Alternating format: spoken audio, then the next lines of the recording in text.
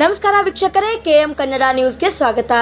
ವಿಜಯಪುರ ಜಿಲ್ಲೆಯ ಇಂಡಿ ತಾಲೂಕಿನ ಲಚ್ಚಾನ ಗ್ರಾಮದಲ್ಲಿ ನಡೆದಂತಹ ಕೊಳವೆ ಬಾವಿ ದುರಂತದಲ್ಲಿ ಸಾತ್ವಿಕ್ ರಕ್ಷಣೆಗೆ ಸತತವಾಗಿ 12 ಗಂಟೆಗಳ ಕಾರ್ಯಾಚರಣೆ ಮುಂದುವರೆದಿದೆ. ನಿನ್ನೆ ಸಂಜೆ 6 ಗಂಟೆಗೆ ಕಾರ್ಯಾಚರಣೆಯನ್ನು ಮಾಡಲಾಗುತ್ತಿದೆ. 20 ಅಡಿಗಳಷ್ಟು ಡಿಗ್ಗಿಂಗ್ ಮಾಡಿರುವ ರಕ್ಷಣಾ ತಂಡ ಇದೀಗ 5 ಅಡಿಗಳಷ್ಟು ಸುರಂಗ ನಿರ್ಮಾಣವನ್ನು ಮಾಡ್ತಿದ್ದಾರೆ. ಈಗಾಗಲೇ ಅಡ್ಡಡ್ಡ 3 ಅಡಿಗಳಷ್ಟು ಸುರಂಗ ನಿರ್ಮಾಣವನ್ನು ಮಾಡಲಾಗಿದೆ. ಕಾರ್ಯಾಚರಣೆಗೆ ಗಟ್ಟಿಯಾದ ಕಲ್ಲು ಬಂಡೆಗಳ ಅಡ್ಡಿಯಾಗ್ತಿದೆ. ಕಲ್ಲುಗಳನ್ನು ಬ್ರೇಕ್ ಮಾಡುತ್ತಾ ಕಾರ್ಯಾಚರಣೆಯನ್ನು ಮಾಡಬೇಕಾದ ಅನಿವಾರ್ಯತೆ ಉಂಟಾಗಿದೆ.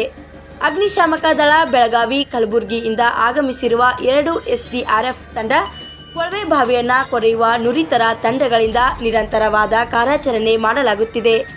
ಕಾರ್ಯಾಚರಣೆಗೆ 2 ಹಿಟಾಚಿ ಬ್ರೇಕರ್ಗಳ ಬಳಕೆ ಮಾಡಲಾಗಿದೆ. ಕಾರ್ಯಾಚರಣೆಯನ್ನು ನೋಡಲು ಕಿಕ್ಕಿರಿದು ಜನಸಮೂಹವೇ ಸೇರಿದ್ದಾರೆ.